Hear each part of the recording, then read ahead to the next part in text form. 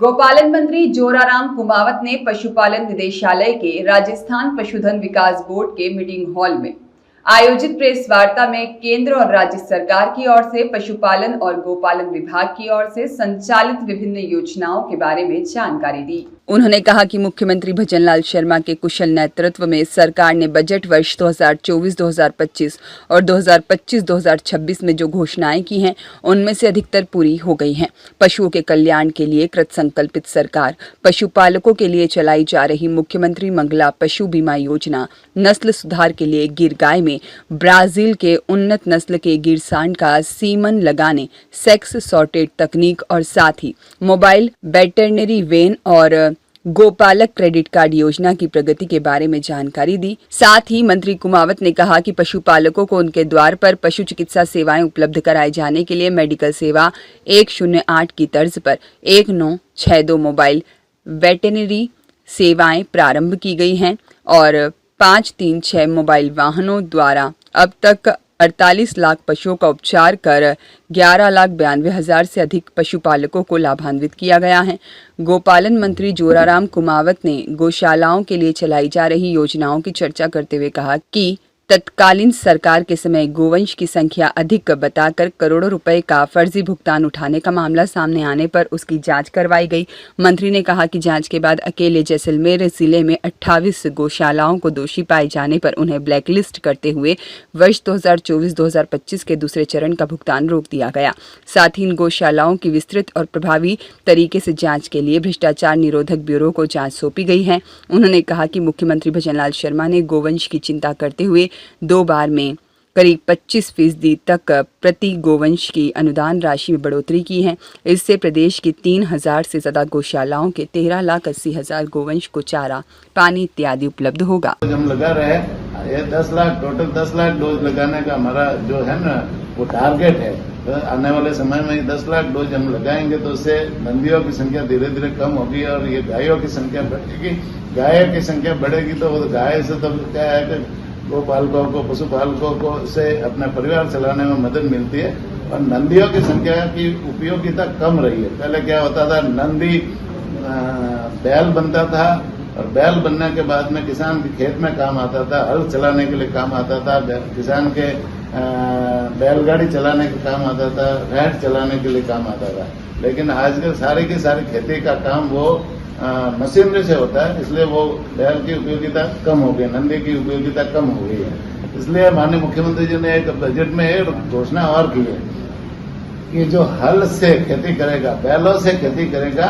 उनको हम 30,000 रुपए का अनुदान उसके ऊपर देंगे। तो बैलों से खेती करने के लिए जैसे एक योजना जो सरकार ने शुरू की है, एक तरफ हम नंदियों की संख्या कम करने के लिए सेक्स सॉर्टेड सीमन योजना चला रहे हैं, दूसरी तरफ जैसे बैलों को बढ़ावा देने के लिए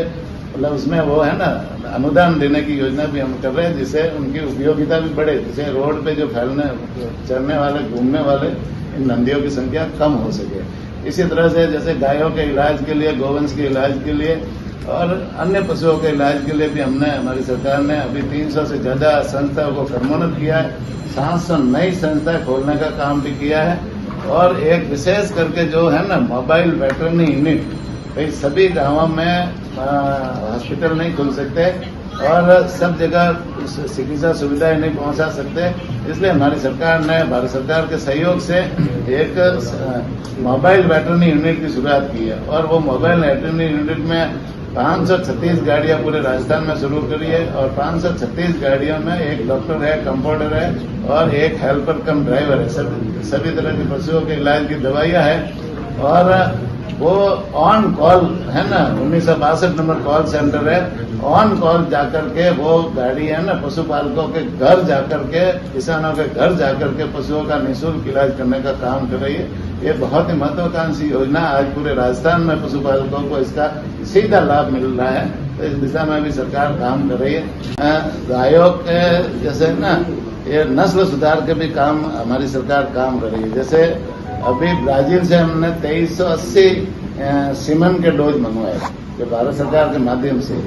ब्राजील में हमारी जो देसी नस्ल की गाय पहले गई होगी गुजरात से, राजस्थान से, और वो गिर गाय थी। गिर गाय का वहां की गिर गाय वो 40 से 50 लीटर दूध देती है, और यहाँ अपने राजस्थान में जो गिर गाय है वो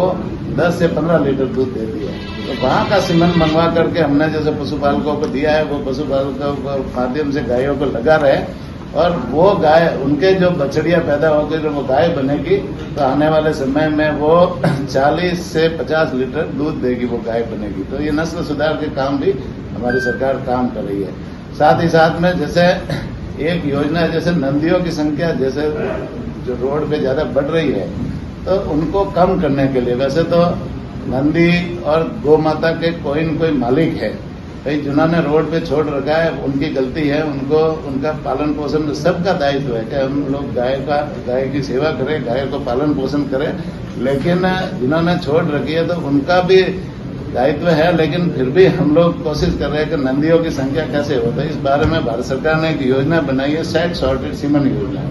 सैक सॉर्टेड सीमन योजना में एक सीमन का डोज है, और वो डोज वैसे तो मार्केट में 1000 से 1200 रुपये मिलता है, लेकिन भारत सरकार हमें वो 265 रुपये में राजस्थान सरकार को देती है। राजस्थान सरकार उसमें 265 में 75% सब्सिडी राजस्थान सरकार दे रही है। अब वो किसान और पशुपालक के घर में सिर्फ 70 रुपये में हमारी सरकार उपलब्ध करा रही है। तो 70 रुपये का डोज वो कोई गौ माता के लगाओगे तो उसमें 90% बछड़ियां पैदा होगी, सिर्फ 10% बछड़े पैदा होंगे। तो इससे क्या होगा कि आने वाले समय में धीरे धीरे गोवंश गाय की संख्या बढ़ेगी और नंदियों की संख्या घटेगी।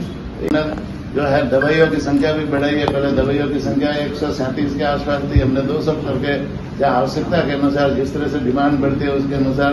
दवाइयाँ भी बढ़ाई है। पशुपालकों को प्रॉपर तरीके से उनके घर जाकर के इलाज करने का काम हमारी सरकार भी कर रही है, और भी अन्य क्षेत्र में भी हमारी सरकार काम कर रही है। अभी जैसे गौशालाओं में पहले पिछली सरकार के समय में जैसे कई गौशालाओं में फर्जी अनुदान उठाने की शिकायतें हमारे पास आई थी। हमने जैसलमेर की गौशाला को वहाँ मतलब चेकिंग करवाई, तो वहाँ पर जैसे 28 गौशाला ऐसी थी जो बिल्कुल फर्जी अनुदान उठाने की कोशिश कर रही थी। वो